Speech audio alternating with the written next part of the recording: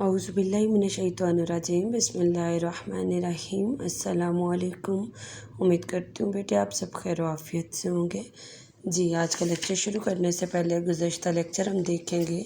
हमने हमारा जो निसाब में शामिल सबक नंबर 3 अशाए खुर्दनी की तैयारी शुरू किया हुआ है, जिसका हम जुज़ 3.1 भी पढ़ चुके हैं। और जो गुज़श्ता लेक्चर था उसमें हम जुज़ 3.1 का ये जो तफ़सीली बताया गया है कि ग़िज़ाई अज्जा जो ग़िज़ा है जो उसका इंतख़ाब किस तरह किया जाएगा।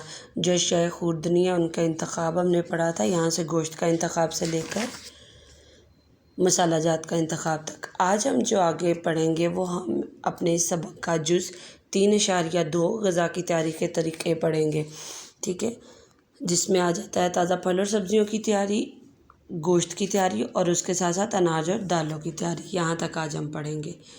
अच्छा, सबसे पहले तो ये कि पढ़ाई से पहले थोड़ा सा मैं आपको समझाती चलूँ कि ग़िज़ा की तैयारी के तरीके यहाँ पर अब किस किस ग़िज़ा के तरीके उन्होंने बताए हैं। ताज़ा फल सब्ज़ियों के, गोश्त के और उसके साथ साथ अनाज दालों के। पहले तो चीज़ ये कि ग़िज़ा की तैयारी से क्या मुराद है। देखें, जब भी हम कोई ग़िज़ा हमारे सामने आती है, बिल्कुल तैयार आती है पकी हुई सूरत में, ठीक है, कोई भी सालन आया हमारे सामने तो वो बिल्कुल तैयार सूरत में आता है हमारे खाने से पहले, जब हमने सिर्फ़ उसको खाना है। लेकिन क्या वो खाना उसी शक्ल में था जिस शक्ल में हमारे सामने मौजूद है? नहीं।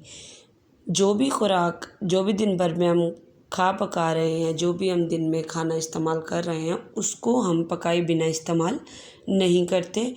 और जो चीज़ हम खा रहे हैं वो इसी तरह पकी हुई शक्ल में, यानी एक सालन बनी हुई शक्ल में ही नहीं थी, बल्कि उससे पहले मुख्तलिफ़ मराहल से गुज़रते हुए हमने उसको वहाँ तक एक अमली शक्ल दी है।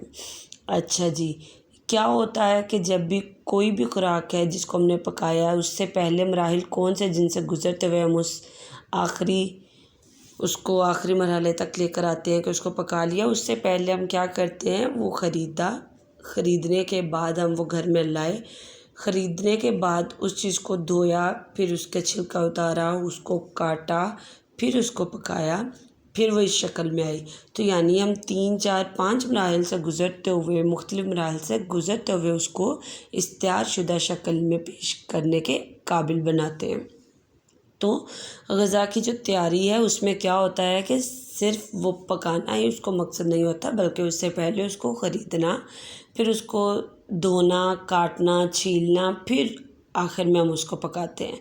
तो ये होता है ग़िज़ा की तैयारी के मुख्तलिफ़ मराहिल हैं जिनसे गुज़रते हुए हम एक ग़िज़ा को तैयार शक्ल में पेश कर सकते हैं।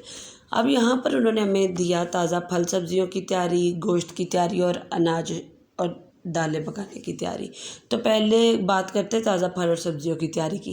ताज़ा फल और सब्ज़ियाँ जो है, सबसे पहले तो ज़रूरी कि इसमें हमें चाहिए कि जो सब्ज़ियाँ हैं हमारी, उनको जितना हो सके हम उनको कच्ची सूरत में इस्तेमाल करें। लेकिन सारी सब्ज़ियाँ तो कच्ची सूरत में खाए जाने के काबिल नहीं हैं। जैसे खीरा, मूली, गाजर, टमाटर, प्याज, इनको हम अपने सलाद में इस्तेमाल कर सकते हैं। तो हमें चाहिए कि इनको कच्चा इस्तेमाल करें, क्योंकि जितना हम सब्ज़ी को ज़्यादा पकाएंगे उसमें ग़िज़ाइयत जो है वो कम होती जाएगी। लेकिन जो सब्ज़ियां हम सिर्फ पकाकर इस्तेमाल कर सकते हैं, उसमें भी हमें चाहिए कि जब हम उस सब्ज़ी को पकाने के लिए जा रहे हैं तो सबसे पहले उस सब्ज़ी को धोएं। इसकी तैयारी के जो मराहिल है वो कौन कौन से, पहले सब्ज़ियों को धोएं, धोने के बाद उसका छिलका उतारें। जब सब्ज़ी का छिलका उतारें तो बहुत बारीक बारीक छिलका उतारें, क्योंकि छिलके में बहुत ग़िज़ाइयत होती है। छिलका बहुत बारीक उतारें। और जो सब्ज़ियाँ कुछ ऐसी हैं जिनका छिलका उतारे बिना भी हम उनको पका सकते हैं, तो बेहतर ये है कि उनका छिलका बिल्कुल भी ना उतारें। और जिन सब्ज़ियों का छिलका उतारना ज़रूरी है उनका बहुत बारीक छिलका उतारें। छिलका उतारने के बाद उनको काटें छोटे छोटे टुकड़ों में, लेकिन टुकड़े इतने भी छोटे ना हों कि जब आप उसको पकाएं तो वो घुल ही जाए पूरा सालन, कोई उसकी शक्ल सूरत रहे ही ना। तो आप उसको थोड़े मुनासिब टुकड़ों में काटें, फिर उसके बाद आप उसको पकाएं। और उसको पकाते हुए सब्ज़ियों को इतना मत भूनें कि वो अपनी जो असल ग़िज़ाइयत है वो खो दे। तो सब्ज़ियों को बस इतना पकाएं जिसमें वो गल जाएं और खाने के काबिल हो जाएं। हल्की आंच पर पकाएं, कम मसाला जात का इस्तेमाल करें और उसके साथ साथ जो है उनको भाप में उनको ढक कर पकाएं। उनमें पानी का ज़्यादा इस्तेमाल ना करें, बल्कि उनको उन्हीं के कुदरती पानी में पकने दें। अगर किसी में ज़रूरत पड़े पानी इस्तेमाल करने की तो बहुत थोड़ा सा पानी डाल के हल्की आंच पर उसको पकाएं, ताकि उनकी जो ग़िज़ाइयत है वो बरकरार रहे। उसके अलावा जो फल वगैरह हैं, फल इस्तेमाल करने का तरीका ये है कि जब लेकर आएँ तो फल भी हमेशा सबसे पहले धोकर फिर खाए जाएँ, और मुनासिब यही है कि फलों का भी छिलका ना उतारा जाए, जिनका हम उतारे बिना खा सकते हैं जिनको, जैसे केला है उसका तो हमें उतारना ही पड़ता है, इसी तरह किन्नू है, जिनके हमें उतारने हैं उनके तो हम उतार कर खाएं, लेकिन जैसे सेब है, खुबानी, आलू बुखारा, इसी तरह नाशपाती, अमरूद, तो ये जो ऐसे फल हैं जिनको हम छिलका उतारे बिना खा सकते हैं, तो हमें चाहिए उनको छिलका उतारे बिना ही खाएं, ताकि हमें उनसे ज़्यादा से ज़्यादा ग़िज़ाइयत मिल सके। ठीक है। और दूसरा, जब अगर हम कोई भी फल काट कर खा रहे हैं तो उसको जब हम पीसीस में काटें यानी टुकड़ों में काटें, तो हमें चाहिए कि हम उसकी बहुत बारीक बारीक, बहुत छोटी छोटी जो कतलियाँ वो ना करें, बल्कि थोड़े बड़े टुकड़ों में काट कर उनको खाएं। उसके बाद गोश्त जो है, गोश्त गलने में थोड़ा ज़्यादा वक्त लेता है। जब भी गोश्त पकाएं, गोश्त को तो हमें पानी डालकर ही गालना पड़ता है, गोश्त को पकाने के लिए हमें पानी इस्तेमाल करना ही पड़ता है। लेकिन हमें कोशिश करनी चाहिए कि बहुत तेज़ आंच पर गोश्त ना पकाएं। इससे क्या होता है कि बहुत तेज़ आंच पर पकाया जाने वाला गोश्त जो है वो जल्दी उसमें पानी खुश्क हो जाता है, लेकिन वो गला नहीं होता। वो गलना चाहिए, इसलिए ज़रूरी है कि हमें हल्की आंच पर इसको पकाना चाहिए, ताकि ये मुनासिब गल जाए और खाने के काबिल हो जाए। और इसमें मुनासिब पानी इस्तेमाल करते हुए जितनी इसको ज़रूरत है।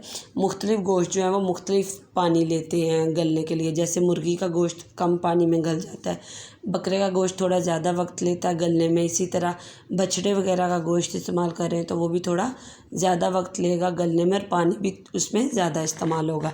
तो हमें मुनासिब मकदार में जिस गोश्त को ज़रूरत है उतना पानी इस्तेमाल करते हुए गोश्त को हल्की आंच पर पकाना चाहिए। उसके बाद अनाज और दालों में गंदम, मकई, चावल ये सब आते हैं। चावल तो हम बिना पीसे इस्तेमाल कर लेते हैं, दालें भी हम वैसे पका लेते हैं, लेकिन जो गंदम वगैरह या मकई का आटा है वो हमें पीस कर इस्तेमाल करना पड़ता है। तो अक्सर हम क्या करते हैं, आटा जब हम पिसा हुआ आटा आता है तो हम उसको छान कर गूंथते हैं। तो आजकल तो वैसे जब चक्की से पिस के आता है तो उसमें बहुत सा और भी गंद वगैरह होता है, इसलिए अब पीसना हमारी मजबूरी बन गया है, और छानना हमारी मजबूरी बन गया कि छान के इस्तेमाल करें। लेकिन आटा जितना हम अनछना इस्तेमाल करेंगे उतना हमारे लिए ज़्यादा मुफीद है। और उसके साथ साथ जो है दालें, उन्हें गलने के लिए ज़ाहिर सी बात है पानी की ज़रूरत होती है, तो उन्हें मुनासिब पानी में पकाना चाहिए। और जो आटा वगैरह उसको बिना छाने इस्तेमाल करें तो हमारे लिए ज़्यादा मुफीद साबित होगा। अब हम इसकी रीडिंग देखते हैं और उसके साथ साथ देखते हैं कि ये हमारे किस मश्की सवाल का जवाब है। पहले हम शुरू करेंगे ग़िज़ा की तैयारी के तरीके। ग़िज़ा की तैयारी से मुराद सिर्फ उसको पकाना ही नहीं, बल्कि इसको धोना, छीलना, काटना और पकाने के लिए तैयार करना शामिल है। पकाने से खुराक में मौजूद जरासीम फना हो जाते हैं, खुराक नरम और ज़ूद हज़म हो जाती है, देखने में अच्छी लगती है और खाने की ख्वाहिश पैदा होती है। ग़िज़ा की तैयारी के चंद उसूल हैं जिन पर अमल करके हम अपने अफराद खाना को ज़्यादा ग़िज़ाइयत वाली खुराक पेश कर सकते हैं। नंबर 1, ताज़ा फल और सब्ज़ियों की तैयारी। फल और सब्ज़ियाँ विटामिन और नमकियात के आला तरीन ज़राए हैं। कुछ विटामिन पानी में हल हो जाते हैं, कुछ पकाने से ज़ाया हो जाते हैं। जहाँ तक मुमकिन हो सके सब्ज़ियों को सलाद की सूरत में इस्तेमाल करना चाहिए। जिन सब्ज़ियों का छिलका उतारना ज़रूरी हो, बारीक बारीक चाकू की मदद से खुर्च कर उतारें। जो सब्ज़ियाँ छिलके समेत पकाई जा सकती हैं उनका छिलका ना उतारें। इसी तरह सब्ज़ियों को बहुत बारीक और छोटा ना काटें, बल्कि मुनासिब साइज़ के टुकड़ों में काट कर पकाएं। कोशिश की जाए कि सब्ज़ियाँ अपने पानी में हल्की आंच पर पकाई जाएं, लेकिन अगर पानी डालना गुरेज हो तो उतना ही पानी डालें जिसमें वो पक जाए, और उनको ढक कर पकाएं, वरना विटामिन बी और सी भाप में मिलकर ज़ाया हो जाते हैं। फलों को भी हमेशा धोने के बाद काटना चाहिए। फलों जैसे सेब, नाशपाती, आलू बुखारा को छिलके समेत खाएं। कोशिश करें कि इन्हें काटते वक्त बड़े टुकड़े या काशियाँ बनाई जाएं ताकि विटामिन सी को बचाया जा सके। नंबर 2, गोश्त की तैयारी। मुर्गी के गोश्त को अच्छी तरह धोकर इसका खून वगैरह निकाल देना चाहिए। इसकी हड्डियों में फंसे हुए अज़ा को अच्छी तरह साफ़ कर देना चाहिए। गाय या बकरे के गोश्त को धोकर किसी छलनी में रखें ताकि पानी अच्छी तरह निचड़ जाए। इसके बाद पकाया जाए। गोश्त खा कोई भी हो, अगर पकाने से पहले उसे ज़्यादा घी या तेल में हल्का सा तल लिया जाए तो उनके नमकियात ज़ाया होने से बच जाते हैं। गोश्त को ज़्यादा तेज़ आंच पर नहीं पकाना चाहिए, इस तरह वो ऊपर से तो पक जाता है मगर अंदर से कच्चा रह जाता है। दालें और अनाज पकाने की तैयारी। दालें और अनाज पूरी दुनिया में पाई जाने वाली खुराक का सस्ता तरीन ज़रिया है। अनाज में गेहूँ, चावल, जौ, मकई वगैरह शामिल है। ज़्यादातर अनाज पीसने के बाद आटे की शक्ल में इस्तेमाल किया जाता है। आटा अगर हाथ या चक्की से पिसा हुआ हो तो भूसी समेत इस्तेमाल करने की ज़रूरत में इससे ज़्यादा ग़िज़ाइयत हासिल की जा सकती है। जबकि मिलों में तैयार करदा आटे से भूसी निकाल ली जाती है, जिससे इसमें मौजूद मादनी नमकियात भी ज़ाया हो जाते हैं। दालें, चने और लोबिया वगैरह पकाने से पहले पानी में भिगोए जाते हैं ताकि इनके अंदर मौजूद नाशास्ता नरम होकर फूल जाए। ये नाशास्ता जब पकाया जाता है तो नमी और हरारत से इसके अंदर कीमियाई और तबई तब्दीलियाँ रोनुमा होती हैं, जिससे वो नरम और ज़ूद हज़म हो जाता है। अच्छा, गंदम में भूसी आपने देखा होगा, जब गंदम पीस कर आते हैं तो गंदम के दाने के अंदर से जो सफ़ेद होता है वो हमारा आटा बन जाता है, और जो उसका खाकी सा रंग का सुनहरी सा छिलका होता है वो बहुत बारीक बारीक सा आटे में होता है। हमें चाहिए कि उस भूसी समेत ही आटे को इस्तेमाल करें। गांव वगैरह में अगर आपने देखा हो तो वो बिना छाने अभी भी इस्तेमाल करते हैं। उनकी रोटी में, उनके आटे में वो ब्राउन सुनहरी सुनहरी सी भूसी जो है वो नज़र आ रही होती है, तो वो अनछना आटा इस्तेमाल करते हैं क्योंकि उसी में ज़्यादा ताकत है। और चने, लोबिया जो सख्त दालें हैं उनको हम पहले से भिगोते हैं काफ़ी 2-4 घंटों के लिए, ताकि वो दाने जो हैं वो अंदर तक जो है वो नरम हो जाएं और पकाने काबिल हो जाए। उसके साथ साथ यहाँ जितनी भी अहम मालूमात है वो भी देखें, वो भी आपने याद करनी है। विटामिन सी नाजुक तरीन विटामिन है जो कि ग़िज़ा को धोने काटने से तो ज़ाया होता ही है, पकाने से बिल्कुल ख़त्म हो जाता है।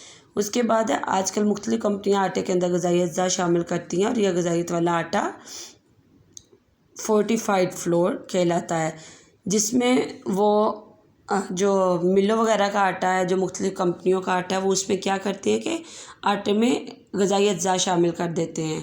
तो ये ग़िज़ाइयत वाला आटा क्या कहलाता है? फोर्टिफाइड फ्लोर कहलाता है। मुख्तलिफ़ दालों को भिगोने का दौरानिया मुख्तलिफ होता है। जैसे अगर हम मूंग मसूर की दाल, वैसे तो वो भिगोई नहीं जाती पहले, अगर हमने उसकी कोई डिश बनानी हो तो उसको हमने भिगो कर थोड़ा नरम करना हो, तो अगर मूंग मसूर वगैरह की दाल भिगोई जाए तो वो 1 घंटे के अंदर अंदर ही बहुत ज़्यादा नरम उसके दाने हो जाते हैं, क्योंकि वो बहुत छोटे होते हैं। इसी तरह चने की दाल है तो वो भी भिगोएं तो वो कुछ टाइम में थोड़ा नरम होना शुरू हो जाती है। लेकिन आप चने देखें, काले चने हैं या सफ़ेद चने, तो उनको बहुत ज़्यादा देर के लिए भिगोना पड़ता है। लोबिया लाल वाला तो वो उससे भी ज़्यादा वक्त लेता है। तो ये जो मुख्तलिफ़ दालें हैं इनको भिगोने का भी दौरानिया एक दूसरे से मुख्तलिफ होता है। अच्छा, अब मशक़ी सवाल के हवाले से देखें तो ये हमारा ये जो पैराग्राफ है, पहला ग़िज़ा की तैयारी के तरीके, ये हमारे मशक़ी मुख्तसर सवाल नंबर 1 देखें, ग़िज़ा की तैयारी से क्या मुराद है। तो ये पहले मुख्तसर का जवाब है इतना। ग़िज़ा की तैयारी के तरीके वाला ये जो छोटा सा पैराग्राफ है 3 लाइनों वाला, यहाँ तक, ठीक है, 1 शॉट इसके साथ लिख लें। ये पहले मुख्तसर का जवाब है। उसके बाद हमारे पास पहला जो तफसीली है वो देखें, ग़िज़ा की तैयारी के तरीके बयान कीजिए। तो उसमें भी यहाँ से शुरू होता है, जहाँ से पहले शॉर्ट का जवाब है, यहीं से पहले लॉन्ग का, ये देखिए पहले लॉन्ग का यहीं से शुरू होकर जहाँ तक आज हमने पढ़ा है वहाँ तक पहले लॉन्ग का जवाब है।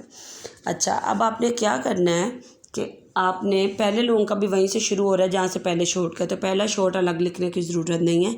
आपने हाशिया लगाना है, तारीख़, दिन, जमात का काम, उन्वान बाब नंबर 3, ज़ेल उन्वान मशक़ी तफसीली सवाल नंबर 1, फिर आपने मशक़ी तफसीली सवाल नंबर 1 लिखना है और फिर उसका जवाब यहाँ से शुरू होके यहाँ तक मुकम्मल लिखना है, और यही सवाल आपने याद भी करना है।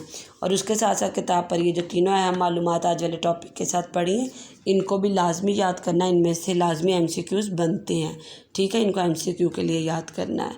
और ये जो मुकम्मल सवाल है ये लिख कर कापी पर फिर आपने इसको याद करना है।